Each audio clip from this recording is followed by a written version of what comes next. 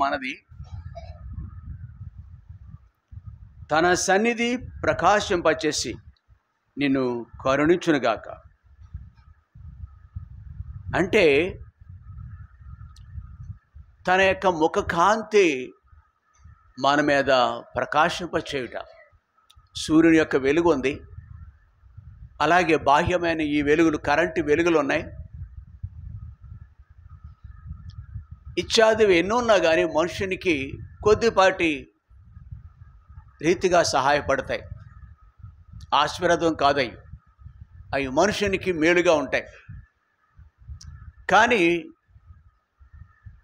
దేవుని యొక్క ముఖకాంతి లేక తన సన్నిధి ప్రకాశం ఎక్కడ ఉంటుందో ఆ గృహము కానీ, వ్యక్తుల యొక్క బ్రతుకులు కానీ దేవునికి మహిమార్థంగా ఉంటాయి. బ్రతుకులు నల్లటివి తెల్లగా అవుతాయి. అంటే నల్లగా ఉన్నవాళ్ళు తెల్లగా అయిపోతారని కాదు. చీకట్లో ఉన్నవారికి వెలుగు ప్రసాదింపబడుతుంది.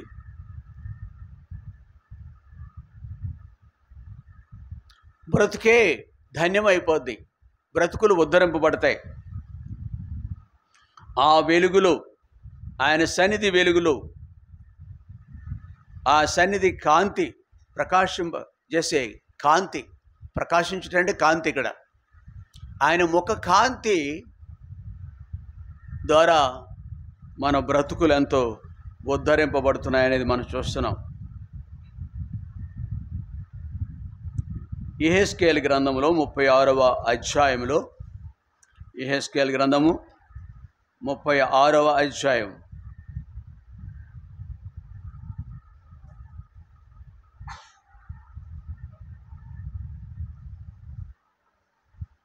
24వ వచనం.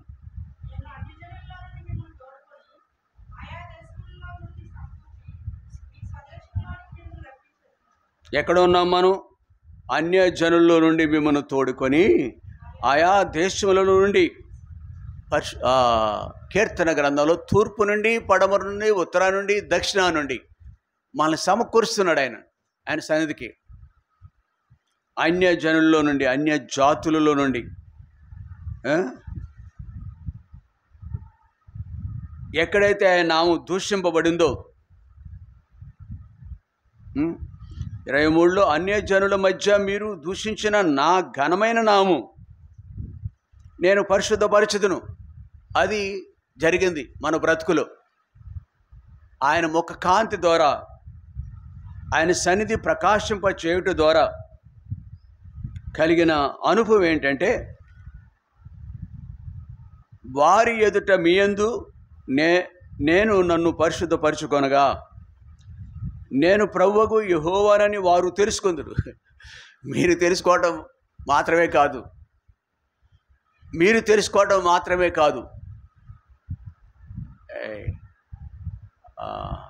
జెస్సీ చూడమ్మా, దానికి బెల్ట్ తగిలించు. రిక్సీకి స్వేచ్ఛ కలిగి ఇటు అటు మూవ్ అవుతుంది. చాలా మంచిదే, నాకంటే బుద్ధిమంతురాలది. ఆయన కొంచెం అటు ఇటు మూవ్ అవుతూ కొత్త వాళ్ళు అభ్యంతర పడతారేమో.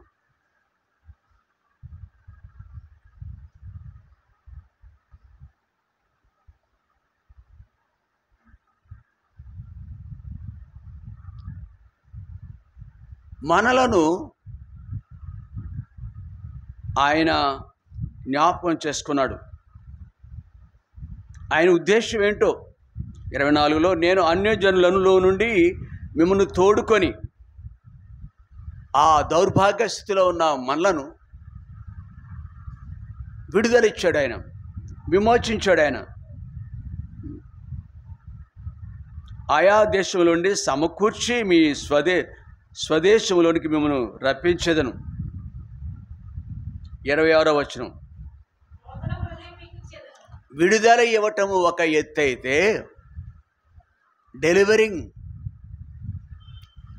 ఫ్రమ్ ద సిన్స్, పాపపు బ్రతుకు నుండి, బానిసత్వపు బ్రతుకు నుండి, మనుషుడు పుట్టుకతో వచ్చిన బుద్ధులు పిడకల దాకా పోవని లోకస్తులు అంటూ ఉంటారు. పుట్టుకతో వచ్చిన బుద్ధులు పిడకల వరకు, అంటే కాలుస్తారు పిడకలేసి. పిడకలంటే తెలియదు ఇక్కడ ఉన్న వాళ్ళకి, అడగండి పక్కన ఉన్న వాళ్ళని తర్వాత. కాబట్టి అలాంటిది నీ శరీరము. మిగిలిన వాళ్ళకంటే నువ్వు గొప్పదానివి కాదు, గొప్పోడు కాదు, బైబిల్ చెప్పే సత్యం.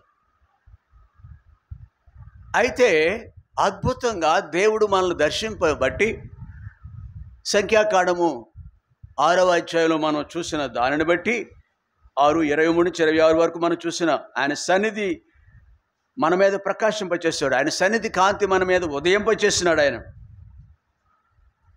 అది కోట్ల కొలది మనము డబ్బును హెచ్చించినా కాదు. నీ బ్రతుకు యొక్క విలువ ఎంత చెప్పండి? బ్రతుకు యొక్క విలువ ఎంత? నీ బ్రతుకు యొక్క విలువ ఎంత చెప్పాలి త్వరగా ఒక మాట. మీరు కూడా స్పందించాలి. ఎవరు మాట్లాడండి? బ్రతుకు యొక్క థ్యాంక్ యూ. నేను అడిగింది ఆ సందర్భం చెప్పమని కాదు.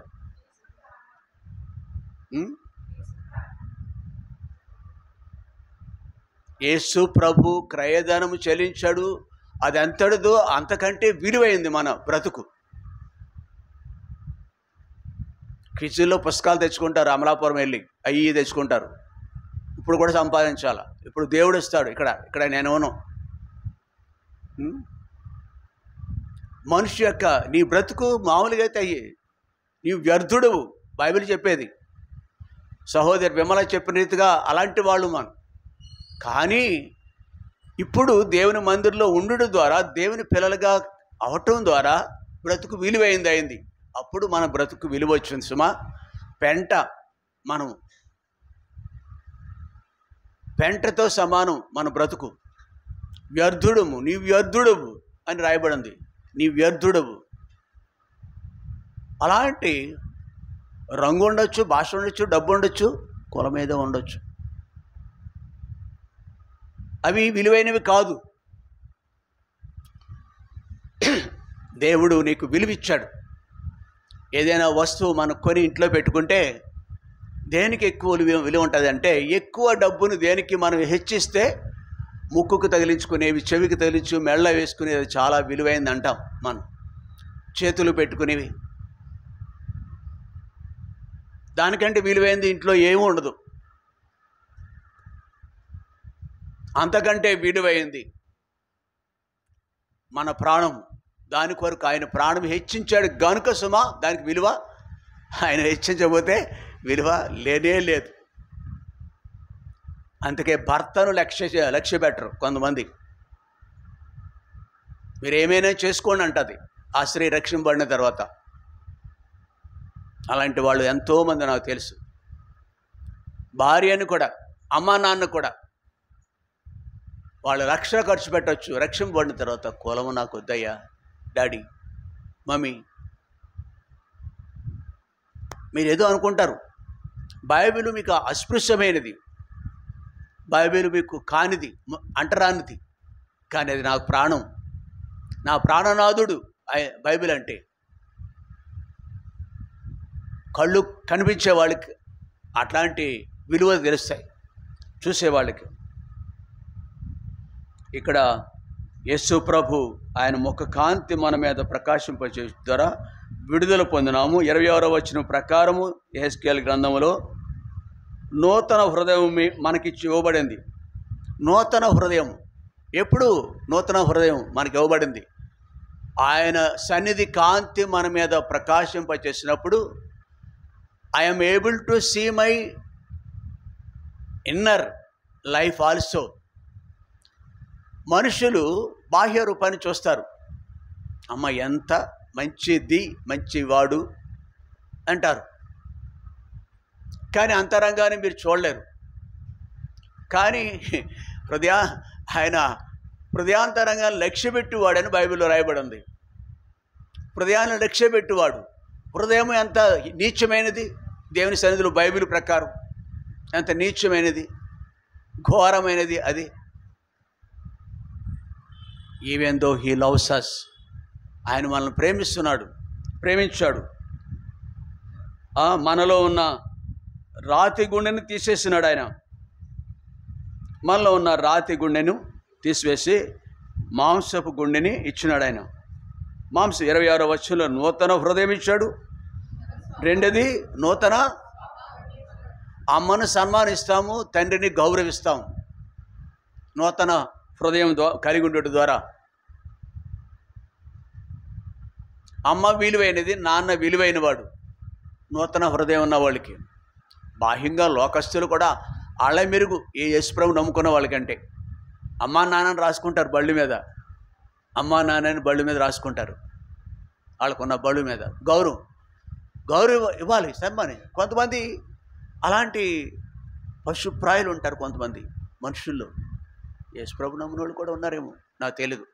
అలాంటి దౌర్భాగ్యస్తులు ఉండరు. అమ్మ అమ్మే, నాన్న నాన్నే.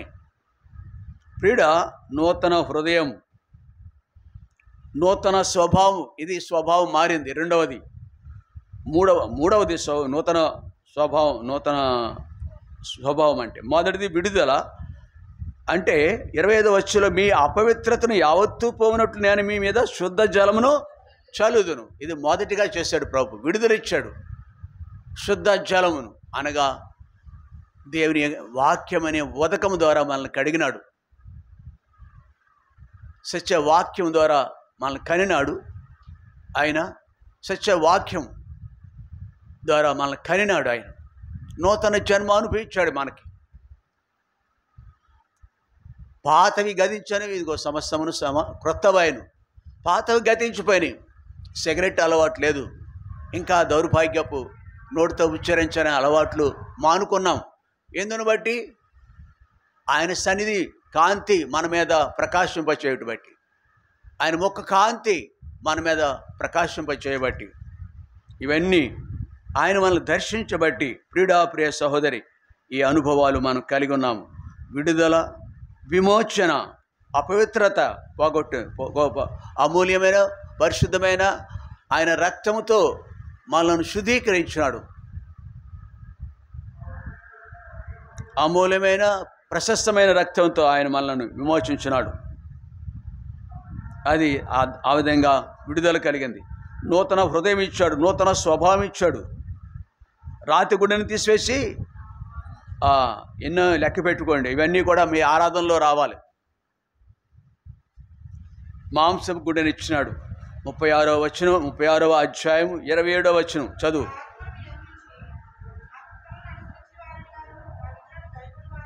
ఈ బుద్ధి వచ్చింది ఇప్పుడు మనకి. నూతన స్వభావంలో ఉన్న మనకి. ఇక్కడ బైబిల్ చదువుకోకుండా ఎవరైనా వచ్చి ఉంటే వాళ్ళ విషయంలో నేను విచారిస్తున్నాను.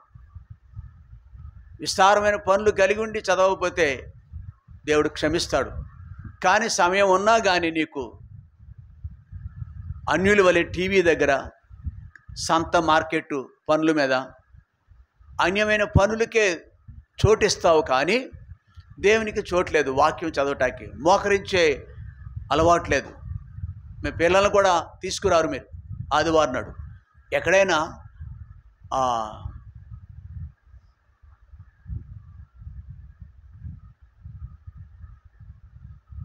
కాస్ట్లీ హోటల్స్ ఉంటాయి, ఆనంద విన్, అలాగే నిర్మల ఫంక్షన్ హాల్, అట్లాంటి కుటుంబ సమేతంగా రమ్మంటే కార్డు ఇచ్చి వాళ్ళు మన బంధువులు, దాంట్లో భోజనము 500 నుంచి 1000 రూపాయలు ఉంటుంది. అక్కడ భోజనం చేయటం, అలాంటి భోజనం పెడతారు వీళ్ళకి. అరే నాన్న వెళదామరా అక్కడికి. మనం అక్కడ తీసుకెళ్తాం మన పిల్లల్ని. ఎక్కడ తీసుకురాము? మందిరానికి తీసుకురాము. నీకు బుద్ధి ఉందా? సిగ్గు ఉందా? వాళ్ళని మందలిచ్చి తీసుకురావాలి మన పిల్లల్ని. కాబట్టి ఎదిగిపోయిన వాళ్ళు, గడ్డాలు కలిగి ఉన్నవాళ్ళు మాట వినరులండి. అంటే లోక సామెతను నేను జ్ఞాపకం చేసుకుంటున్నాను. గడ్డాలు అప్పుడు బిడ్డలు కాదంట వాళ్ళు అని లోకంలో సామెత ఉంది. కాబట్టి అప్పుడు కూడా వంచగలిగిందే తల్లి తండ్రి. ఇక్కడ ఆయన ఆత్మను మన యందు ఉంచుతున్నాడు. దురాత్మ వెళ్ళిపోయింది మనకి. మనలో ఉండే దురాత్మ వెళ్ళిపోయింది. ఏమో ఆత్మ వచ్చింది. శాన అనే దెయ్యాన్ని పట్టిన వాడి దగ్గరికి కనుక వెళితే మనం, వాళ్ళు దురాత్మ ఉంది. దెయ్యం పట్టిన కొంతమంది ఉన్నారు. నడుము వంగిపోయిన స్త్రీ ఉంది దెయ్యం పట్టి బహుకాలంగా. ఎన్ని సంవత్సరాలు? కాబట్టి దెయ్య లోకంలో ఈ లోకమంతా కూడా దెయ్యం యొక్క ఆధీనంలో ఉంది.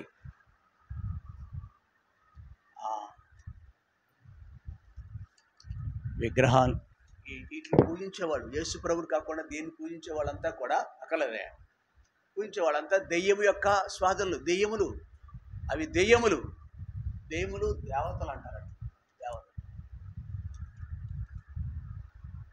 దెయ్యాలే అవి.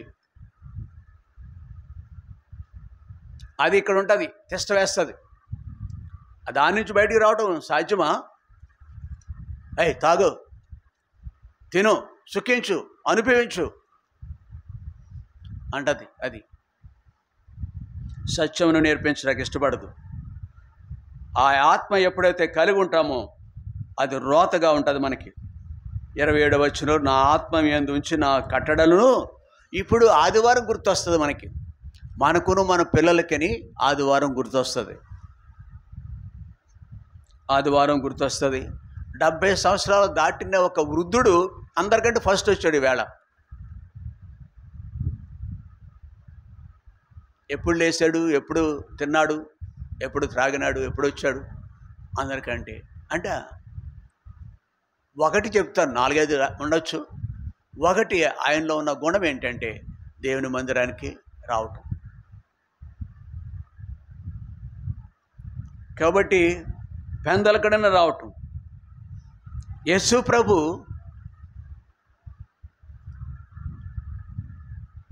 పునరుద్ధానుడైన యేసు ప్రభు ఎవరు చూడగలిగినారు? మొట్టమొదటిగా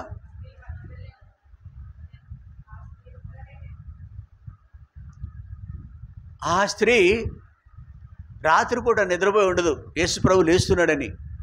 అనేకులు వెళ్ళారు. ఎందుకో దేవుడు పక్షపాతి అంటారు మీరు.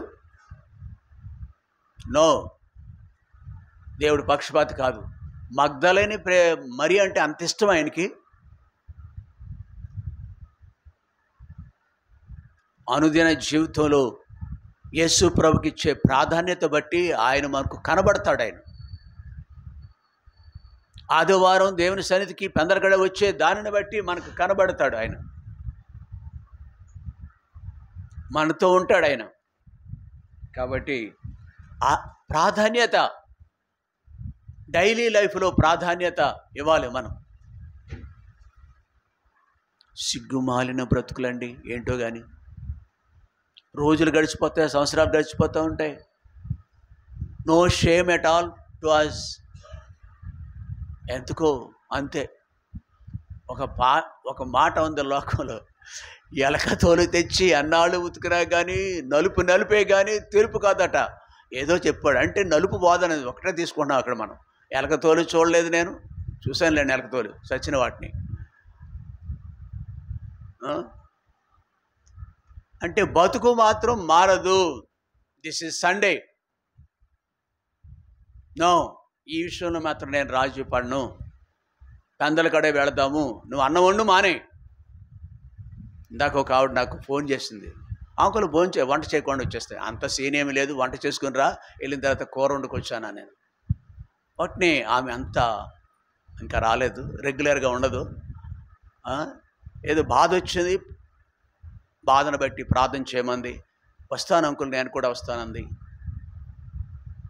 కాబట్టి బాధ వచ్చినప్పుడు ఆపదల మొక్కులు వాడు కాదు, ఆపదలో సహాయం చేస్తాడు. అనుదిన జీవితంలో సహాయంగా దేవుణ్ణి ఉంచుకోవాలి. మనం ఆత్మతో మనము దేవుణ్ణి ఆరాధించాలి. ఆత్మతోనూ సత్యముతోనూ దేవుణ్ణి ఆరాధించాలి.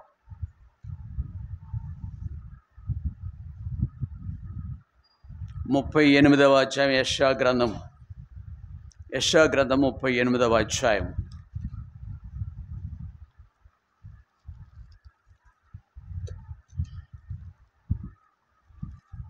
19వ వచనం.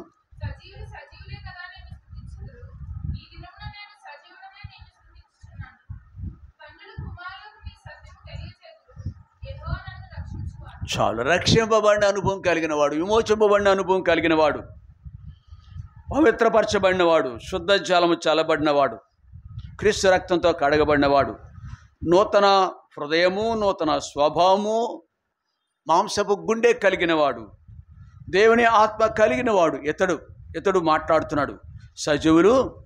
సజీవులే కదా నిన్ను స్తుతించుదురు, ఈ దినమున నేను సజీవుడనై నిన్ను స్తుతించుచున్నాను.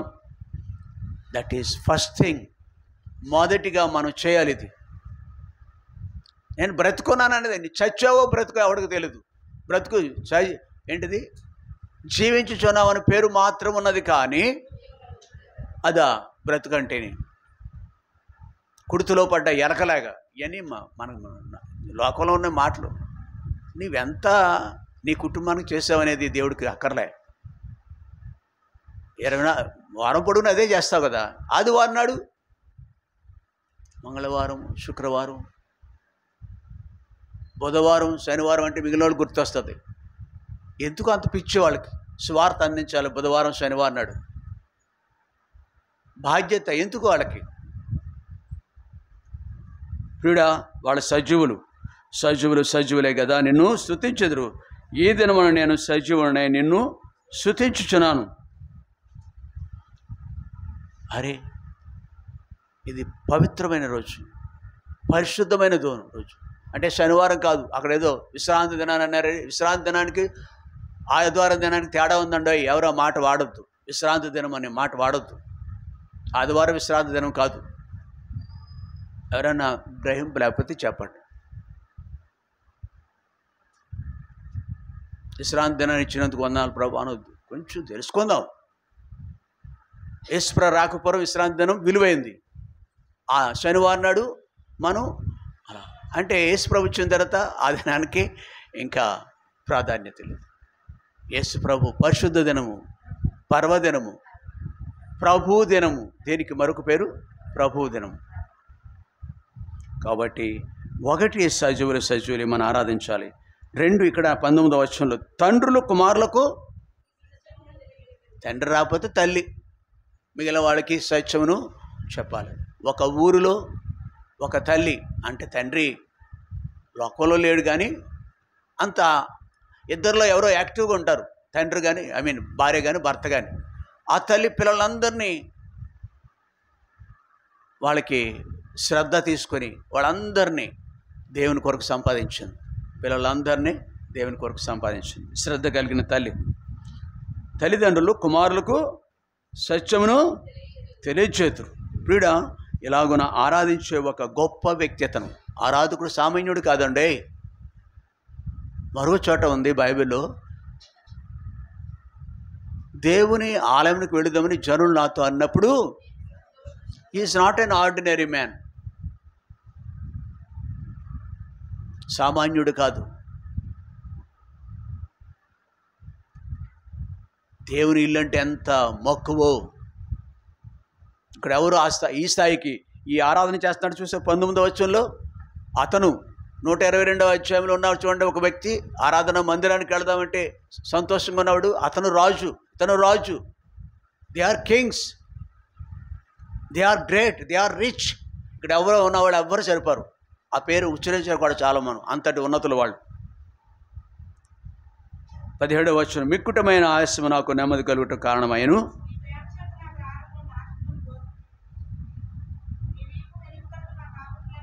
అందుచేత ఇక్కడ 19వ వచనం చెప్తున్నాడు. అందుచేత నీ ప్రేమ చేత నా ప్రాణమును నాశనమని గోతు నుండి విడిపించుతివి. నీ వీపు వెనుక తట్టు నా పాపములని నీవు పారవేసి ఉన్నావు. వందనమో వందనమేసయ్యా, వందనమో వందనమేసయ్యా, అందుకొనుము మా దేవ మాదు వందనమందుకో. we have to say, we have to sing. ఇది పాడాలి, ఇట్లా చెప్పాలి. ఒక వ్యక్తి అంటే యెహెజ్కేలు గ్రంథంలో 36వ అధ్యాయంలో మనం చూసిన వచ్చిన భాగాల్లో సత్యము అనుభవం కలిగిన వ్యక్తి ఎవరండి? హిజ్కియా. ఎవరు? దావీదు. అట్లా ఇంకా పేర్లు ఎన్నో చెప్పవచ్చు. ఆ పేర్ల తర్వాత నీ పేరు కూడా రాయబడింది, ఆరాధించేవాడి పేర్లు. లూదియా పేరు కూడా రాయబడింది ఆ పేర్ల తర్వాత. ఇట్లాంటి అనుభవం కలిగిన వ్యక్తి. యెహెజ్కేలు గ్రంథము 36వ అధ్యాయంలో ఈ అనుభవాలన్నీ ఒక వ్యక్తికి ఇస్తాడు దేవుడు. తను ఆశ్రయించే వారికి, తను నమ్ముకున్న వారికి, తనకు విడుదలిచ్చిన వారికి.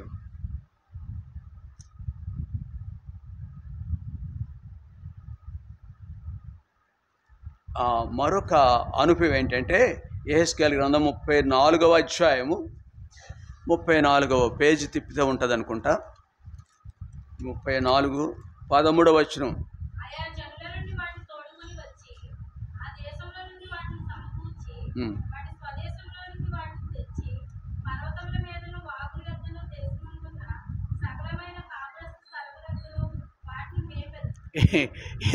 ఇది చేస్తాడు దేవుడు, మేపుతాడు. ఆయన మేపుతాడు. ఏం మేత పెడతాడండి? మంచి మేత, మంచి మేత పెడతాడు ఆయన. మంచి ఆహారం కలిగిన చోట్ల ఆయా జనముల్లో నుండి వాటిని తోడుకొని వచ్చి ఆయా దేశంలో నుండి వాటిని సమకూర్చి వాటిని స్వదేశంలోనికి ఉండవలసిన ప్రదేశం ఏంటంటే మందిరం. ఉండవలసిన ప్రదేశము, దేశము దేవుని రాజ్యం, దేవుని రాజ్యం. కాబట్టి 12వ వచనంలో తమ గొర్రెలు చెదిరిపోయినప్పుడు కాపర్లు వాటిని వెతుకున్నట్లు నేను నా గొర్రెలను వెదకెత్తిని. అవునా? వెదకెత్తిని. నశించి వారిని వెతికి రక్షించుటాకు వచ్చినాడు ఆయన. వెదకెత్తిని వెతికాడు. మీ ఇంటికి వచ్చాడు, మన ఇంటికి వచ్చాడు ఆయన. మనము లాజరు వలె సామాన్య స్థితిలో ఉన్నా మనం దర్శించాడు. ధనవంతుడిగా ఉన్న యోబును కూడా దర్శించాడు. గొర్రెలు కాసుకునే మనుషుడు ఉన్నాడు, అతను కూడా దర్శించాడు. పని మనిషి ఉంది, ఇళ్లలో పని చేసుకునే మనిషి.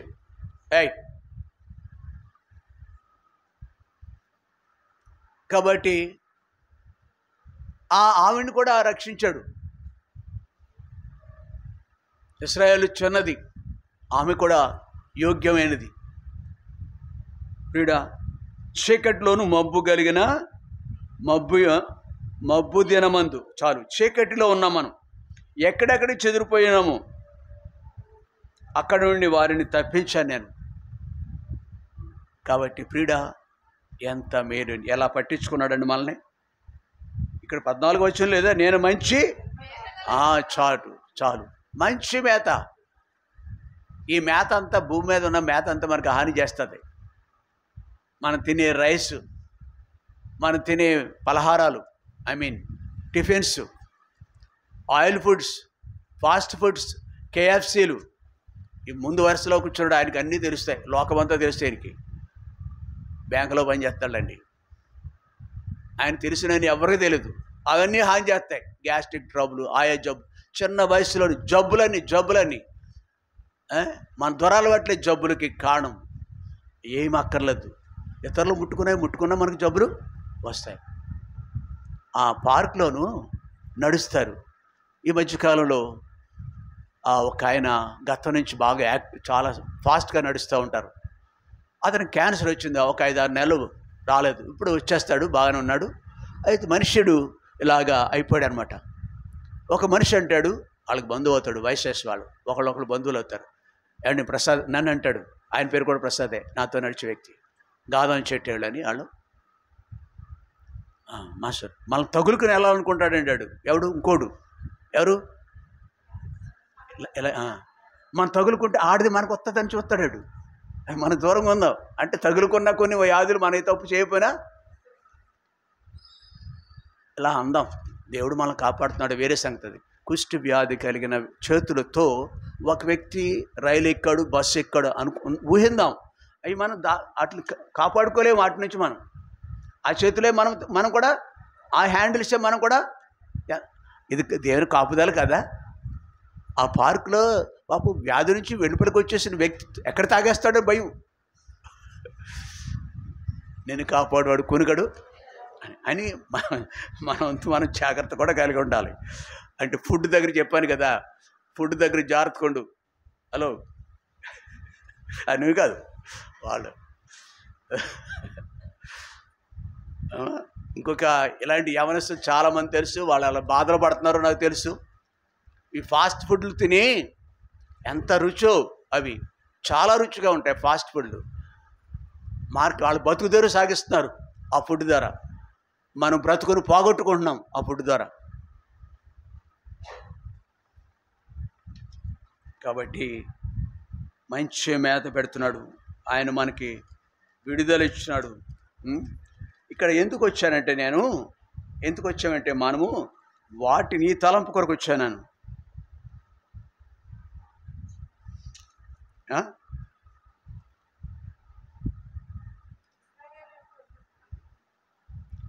13వ వచనంలో ఆయా దేశంలో నుండి వాటిని సమకూర్చి వాటిని స్వదేశములోనికి, ఈ మాట కొరకు వచ్చాను. స్వదేశం ఒకటి ఉంది, ఒకటి మందిరం, మనం నివసించే స్థలము, అవునా కదా? దేవుని మందిరం ఏమండి మనం నివసించే స్థలం. 2 దేవుని యొక్క రాజ్యం.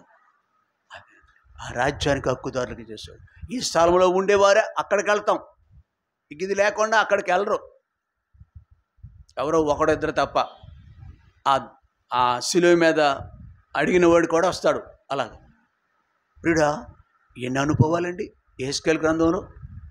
చివరిగా మరొక మాట చూసుకుందాం. ఇందాక మనం చదువుకున్నాం కదా, ఏం చదువుకున్నాం? సంఖ్యాకాండం, సంఖ్యాకాండము 6వ అధ్యాయము చూడండి, 26వ వచనం. చాలు. సన్నిధి కాంతి ద్వారా అన్ని అనుభవాలు ఉన్నాయి. అదే సన్నిధి ద్వారా, ఆయన కాంతి, ముఖ కాంతి ద్వారా సమాధానం ఉంది. ఇంటిలో ఇద్దరి మధ్య సమాధానం ఉండాలంటే లేదు, ఒక్కడిగా ఉన్నావు. ఒక భక్తుడు అంటాడు, నేను ఒంటరిగా ఉన్నాను. అవునా? ఎక్కడ? 8వ అధ్యాయం 4. అవునా? చదువు అది. నేను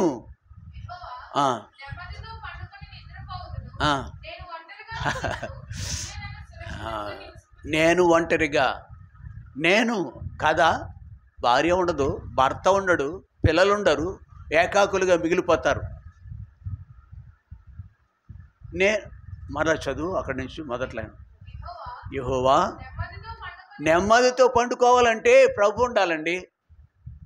నెమ్మదితో పండుకొని నిద్రపోదును, నేను ఒంటరిగా ఉండెను, ఇంటి మీద ఒంటిగా ఉండెను, నీవే నన్ను. చక్కగా ఈ వాక్యాలకి రీప్లేస్మెంట్ ఉండదు.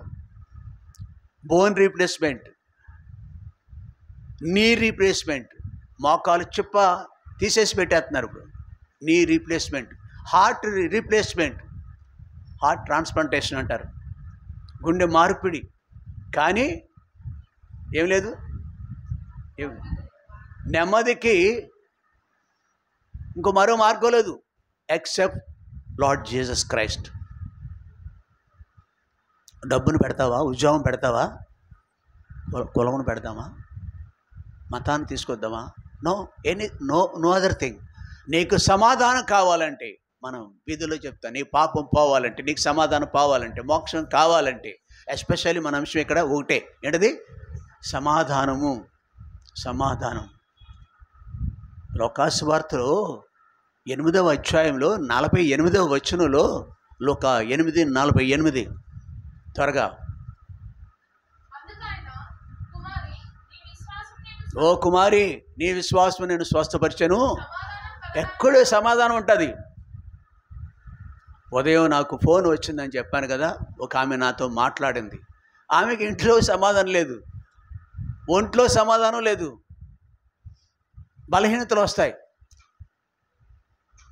కాబట్టి మరియమ్మకే సమాధానం ఎవరిస్తారు? చుట్టూ 10 మంది కూర్చున్నారంటే, పడక మీద ఉన్న వ్యక్తి, మరణశయ్య అంటాం, చావు బ్రతుకుల మధ్య ఒక వ్యక్తి కనుక, నేను నువ్వు ఎప్పుడైనా ఒకరోజు అలా ఉంటాం. అప్పుడు 10 మంది మంచం చుట్టూ కూడుకున్న నెమ్మది వస్తుందా? ఆదేస్తారు ఆ కబుర్లీ కబుర్లు. అంతకు మించిన సమాధానం ఎవరి ద్వారా వస్తుంది? దేవుడు. చివరి మాట అది. సమయం 30 నిమిషాలు పైనే అయిపోయింది. మోకరించుదాం, ఆరాధనలోకి వెళదాం.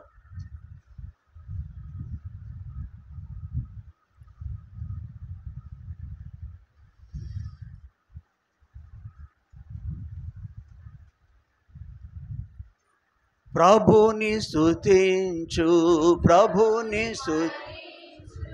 ఓ మనసా నా మనసా ప్రభుని